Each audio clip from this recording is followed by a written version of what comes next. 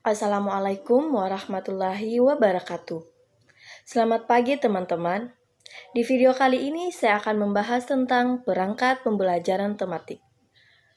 Sebelum saya membahas macam-macam perangkat pembelajaran tematik, terlebih dahulu saya akan menjelaskan tentang kompetensi inti, kompetensi dasar, dan indikator pencapaian kompetensi. Nah, kompetensi inti pada kurikulum 2013 merupakan tingkat kemampuan untuk mencapai standar kompetensi lulusan yang harus dimiliki seorang peserta didik pada setiap tingkat kelas. Kompetensi inti terdiri dari kompetensi sikap spiritual, sosial, pengetahuan, dan keterampilan. Kompetensi dasar atau sering disebut dengan KD merupakan turunan dari kompetensi inti yang harus dikembangkan peserta didik dalam pembelajaran, baik dalam sikap spiritual, sosial, pengetahuan, dan keterampilan. Indikator pencapaian kompetensi atau biasa disebut IPK merupakan pengukur sikap peserta didik melalui observasi untuk menunjukkan ketercapaian kompetensi dasar. Itulah penjelasan singkat mengenai kompetensi inti, kompetensi dasar, dan indikator pencapaian kompetensi. Selanjutnya, saya akan menjelaskan tentang macam-macam perangkat pembelajaran tematik. Macam-macam perangkat pembelajaran tematik yang pertama yaitu penyusunan program tahunan atau biasa disebut PROTA. Penyusunan program tahunan merupakan rencana pelaksanaan pembelajaran muatan pelajaran, program tahunan sebagai pedoman bagi pengembangan program-program berikutnya, seperti program semester, silabus, dan RPP. Maka dari itu, setiap guru harus membuat PROTA untuk mengetahui alur tema yang akan diajarkan dalam setiap tahunnya yang terdiri dari semester ganjil dan semester genap. 2. Penyusunan program semester atau PROSEM. Penyusunan program semester adalah program pelajaran yang harus dicapai selama satu semester. Selama periode ini, diharapkan para siswa menguasai pengetahuan, sikap, dan keterampilan sebagai satu kesatuan yang utuh.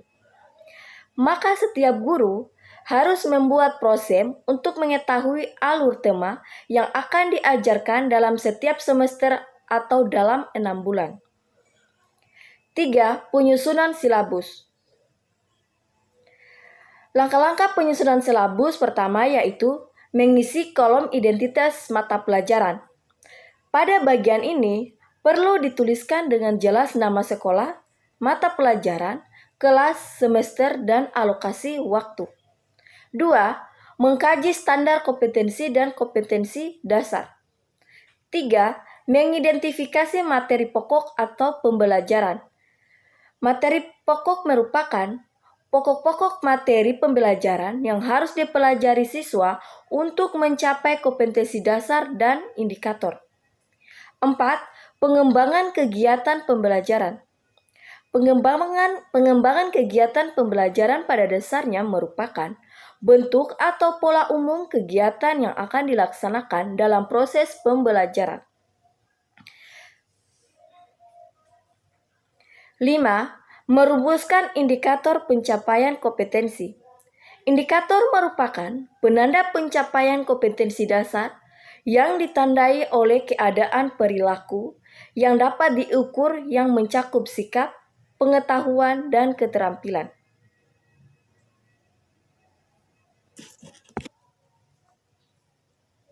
6.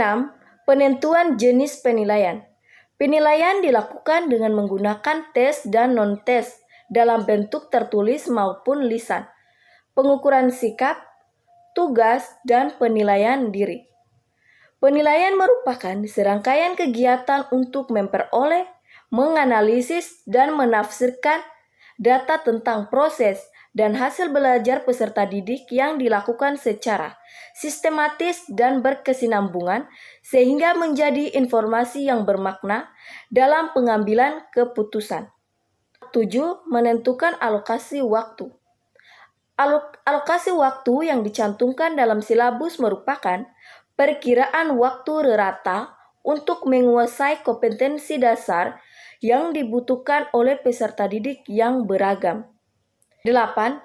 Menentukan sumber belajar. Sumber belajar adalah rujukan, objek atau bahan yang digunakan untuk kegiatan pembelajaran yang berupa media cetak dan elektronik. 4.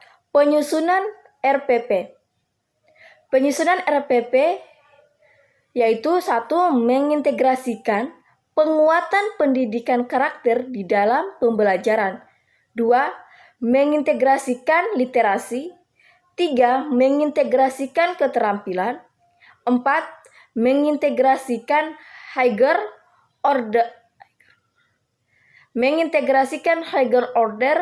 thinking skill atau biasa disebut dengan HOTS, yang merupakan kemampuan berpikir kritis, logis, metakognitif, dan kreatif.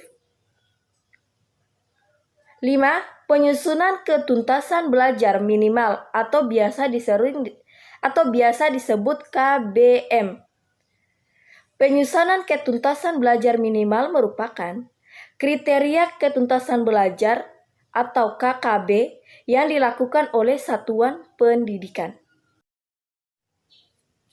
Nah, itulah macam-macam perangkat pembelajaran tematik.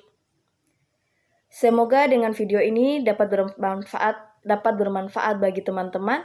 Sekian dan terima kasih. Wassalamualaikum warahmatullahi wabarakatuh.